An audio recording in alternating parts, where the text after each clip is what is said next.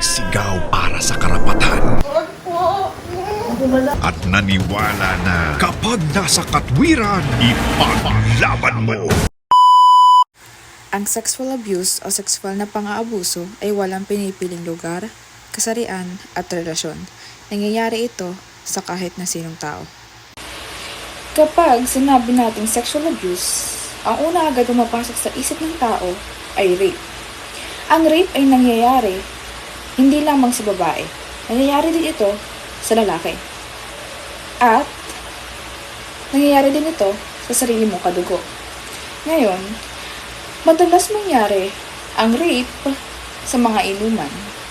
Maraming nagbi-victim blaming kapag inuman na ang naging sanhi ng panggagahasa. Kadalasan ay mas nasisisi pa ang biktima lalo na kung mga lalaki ang kanilang kainuman. Katulad na lamang na nangyari sa isang dalagita sa Batangas kung saan masaya lang nakikipag-inuman pero ang hindi niya alam na doon na pala magsisimula ang malagim na kwento ng kanyang buhay.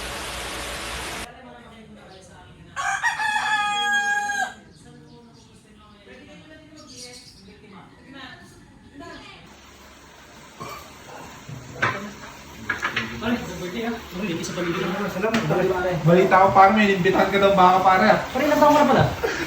Baka yung baka inimbitahan. Botong-boto ako, pwede pa. Pare, may mamaya pala. Ano pa kailan ako sa inyo? Bisita ko tayo. Parang may Kamusta ako? Parang marami tayo dito pare. Oo, parang pa tayo eh. Parang masaya. Oo.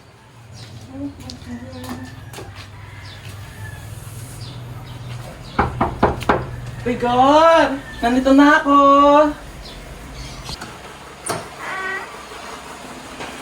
Hi, Rigor! Happy birthday! Diyan ka na.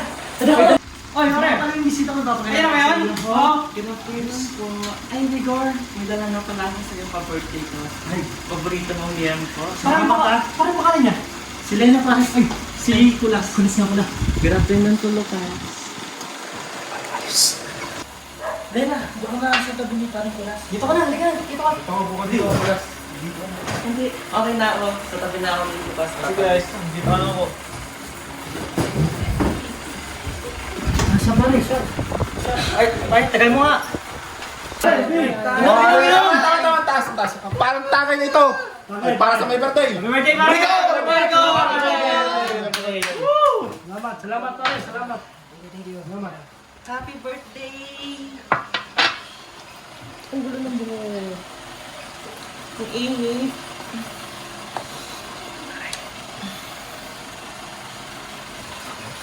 Pare, tagal, hindi. Pare, natawag ng isis ko. Pare, mamaya na yan. May tama na doon. Mamaya na, pare. Alis ka na. Alis ka na, pare? Ububunta lang ako ng isis ko. Pare, baka susundot pa, pare, no?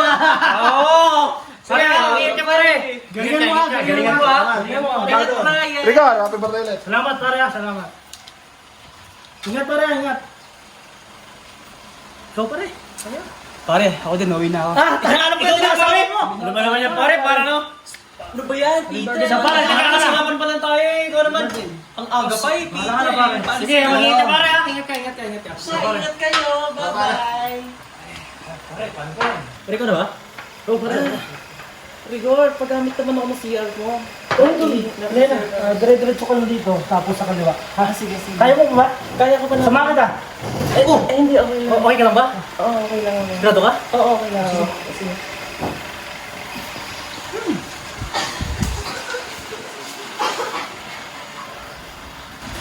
Pare, tangin ka na ba? Oo, pare, sa'yo to. Pare, sabi sa'yo, wali ka. Grabe, pre. Malaman, pre. Gusto mo? Pare, gusto mo. Kunti pa. Wala problema, pare, pasay ko. Ay, nakinig ako.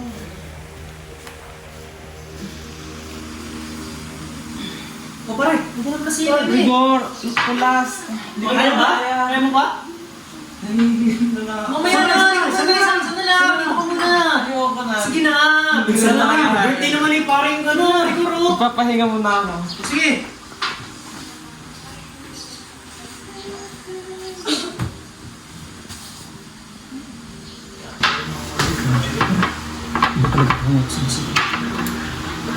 Quality ba, pare? Saan ko na kilala? Sila pare, ano yung mga tropa? Siguro. Ay, hindi pa. Pare, sige lang. Ano? May askasuin lang ako. Mabalik ka pare, Oo, saglit lang ako dito, pare. Walang gusto mo dito pare. Wala pare. Ha? Tama na pare.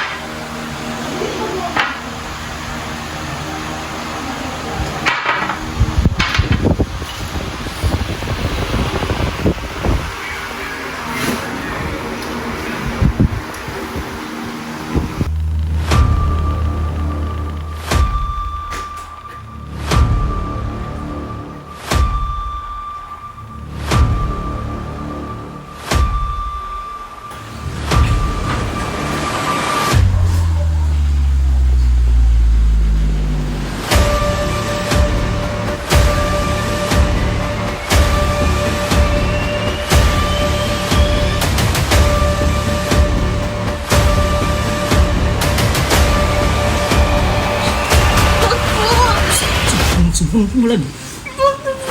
Magsasalita.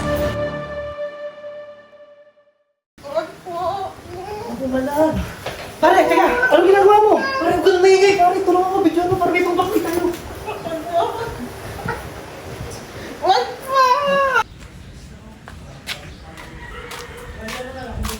Pangingig na parang Rigor patingnan niya. Sumbong mo lang. Magsasalita. Patayin kita. Naiintindihan ko na ito ay isang napakahirap na sitwasyong nangyari sa iyo, Lena. Ang nararamdaman mo ay mahalaga at nandito kami upang tumulong sa iyo. Ngayon, maaari mo bang sabihin ng petsa, oras at lugar ng sitwasyong nangyari sa iyo? Birthday po ni Rigor noon, bandang September 6 po, 2003 po. Tapos, doon po yun sa may Batangas po, sa may bahay po ni Rigor.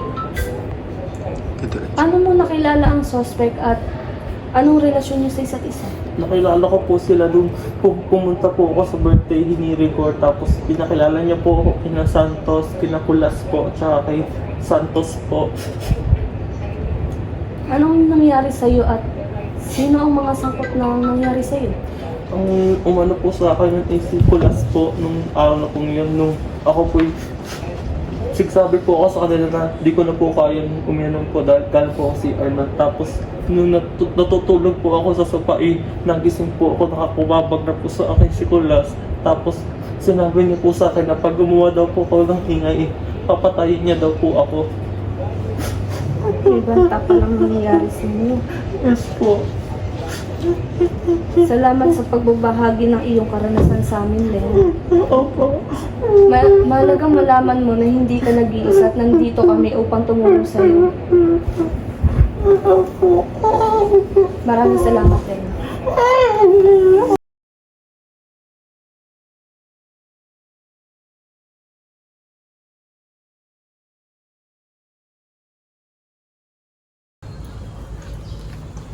Dito. Pwede natin mga question po. Sige, tambay. Magandang hapon po. Magandang hapon. Sir, pwede pa kayong matanong? Ano po yun, sir? Kung sakali, may kilala po ba kayo dito ang Kulas at Rigor? Parang nga po, may kilala po nga noon yung kapitbahay po namin, yung bahay po, sir. Ay, kung gano'n po, pwede nyo po ituro sa amin. Para po nandun sila. Yung po, sir, yun, naka-sombrella at saka naka-itim. Sige sir, salamat po. Sige po, sir. Grabe, magandang hapon mga sir. Boss, bakit po? Kayo ba si Rigor Kulas? Kumusta? Boss, bakit? Ano? Teka, boss, ano to? Teka. Boss, Meron kaming warrant of arrest laban Teka, sa boss, inyo. wala ka. Teka, boss, wala kami kasalanan Sa dyan. kasong panggagahasa. Ah, tol. Kayo ay may karapatang Di kami manahimik nes. o magsawalang himo. Pakawalan niyo kami. Ano man ang iyong sabihin ay maaaring Tulong! gamitin laban sa inyo. Sa Tulong! mahukuman. Boss, wala kami kasalanan dito, boss. Pakawalan niyo kami, boss. stasyon na lang po tayo sir.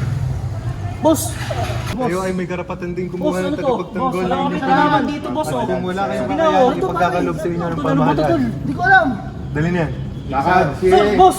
Lakad! Huwag na magpumiglas! Magandang araw sa iyo, Mr. Gulas. Ako si Police Inspector Mercene. Nais lamang kitang tanungin. ng mga pangyayari ng mga karawan yun. Maaari mo bang ilarawan kung ano ang ginawa mo noong September 6, 2023. Sir, base po sa pagkakatanda ko, nasa kaawag po ko ng kaibigan ko nun eh. Masyalan po rin ni naman. Ano ang mga nararamdaman mo ngayon tungkol sa nangyari? Sir, sa totoo lang, hindi ko alam kasi hindi naman talaga akong, wala talaga akong kasalanan dyan sir eh. Mabigat para sa sarili ko eh. Okay. Mr. Rigor, magandang hapon. Hapon sir. Mga katanungan lang sa'yo. Maaari mo bang ilarawan kung anong ginawa mo nung petsa September 6, taong 2023? Sir, ang araw na yun ay kaarawan ko. May konting kasi inuman sa bahay. May meron din po ang mga bisita. Sige, pwede mo bang ibigay sa akin mga pagkakakilala ng mga nandun sa karawan mo? Si Paring Kulas, si Paring Santos, at si Paring Diluna, at si Lena. Okay. Nasaan ka nung petsang nangyari yung krimen? Nung nangyari sir ay umalis na po ako nun. Okay, umalis ka. Sige. Sino kasama mo nung pag-alis mo nung panahon na yan? Si Santos at Diluna ay kasunod lang po nila ako nun. Okay. So, ano naman ang relasyon mo doon sa biktima? Si Lena po ay inibitahan ko at matalik kong kaibigan.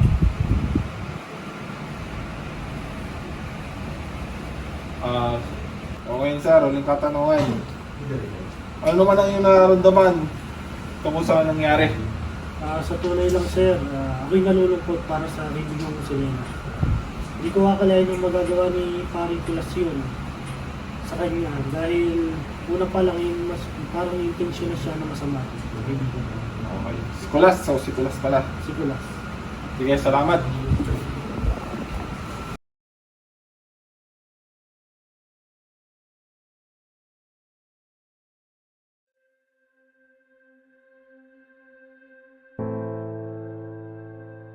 Maaari mo bang ilarawan ng buong pangyayari?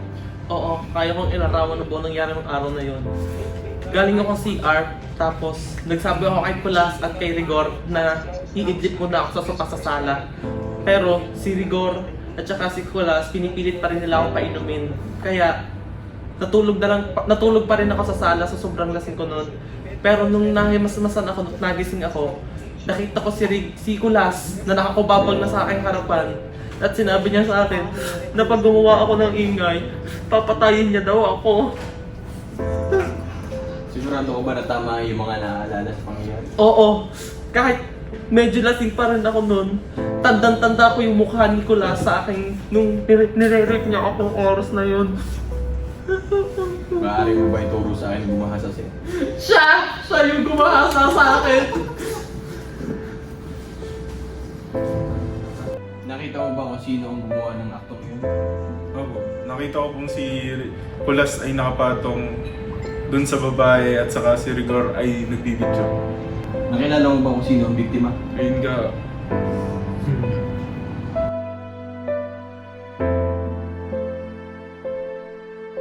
I hereby find the accused guilty beyond reasonable doubt by the crime of rape. So ordered.